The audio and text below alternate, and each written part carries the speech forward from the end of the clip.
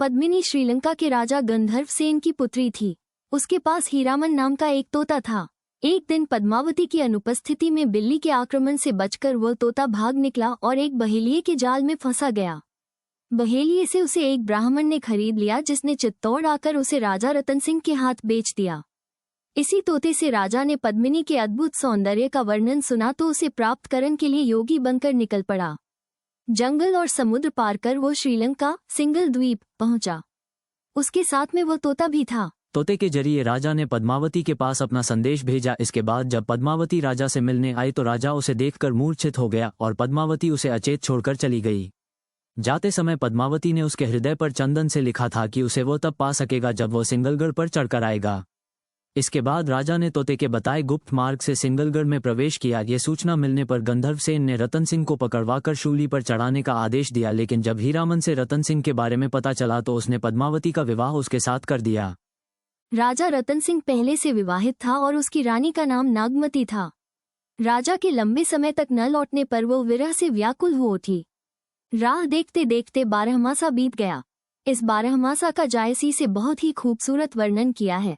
चैत बसंता हुए धमारी, मोही लेखे संसार ओजारी। रतन सेन के विरह में व्याकुल नागमती ने अपनी विरह गाथा रतन सिंह के पास भिजवाई तो रतन सिंह पद्मावती को लेकर चित्तौड़ लौट आया।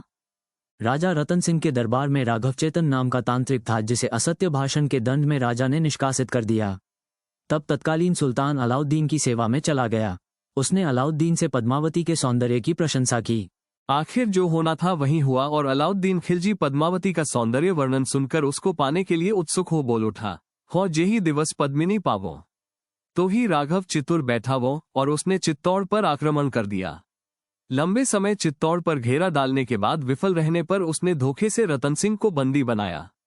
उसने संधि संदेश भेजा, जिसके लिए रतन सिंह अलाउद्दीन को विदा करने के लिए गढ़ के बाहर निकला और अलाउद्दीन उसे बंदी बनाकर दिल्ली ले गया। चित्तौड़ में पद्मावती पति को मुक्त कराने के लिए वह अपने सामंतों गोरा तथा बादल के घर गई। गोरा बादल ने रतन सिंह को मुक्त कराने के लिए 1600 डोलियां सजाईं, जिनके भीतर राजपूत सैनिकों को रखा और दिल्ली की ओर चल पड़े। वहां पहुंचकर कहलाया कि पद्मावती अपनी चेरियों के साथ सुल्तान की सेवा में आई है। अंतिम बार अपने पति रतन सेन से मिलने के लिए आज्ञा चाहती है। सुल्तान ने आज्ञा दे दी।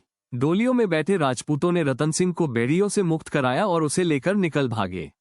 सुल्तानी सेना ने पीछा किया, किंतु रतन सिंह राजपूत सुरक्षित रूप में चित्तौड़ पहुंच गया।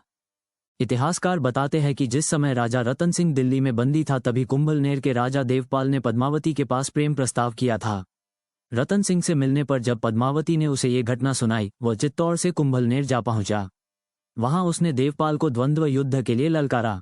उस युद्ध में वह देवपाल से बुरी तरह आहत हुआ और यद्यपि वह उसको मारकर चित्तौड़ लौटा, किंतु देवपाल से मिले घाव से घर पहुंचते ही मृत्यु हो गई। पद्मावती और नागमती ने उसके शव के साथ चितारोहण किया। अलाउद्दीन भी रतन सिंह का पीछा करता हुआ चित्तौड़ पहुंचा, लेकिन उसे पद्मावती की चिता की राख मिली।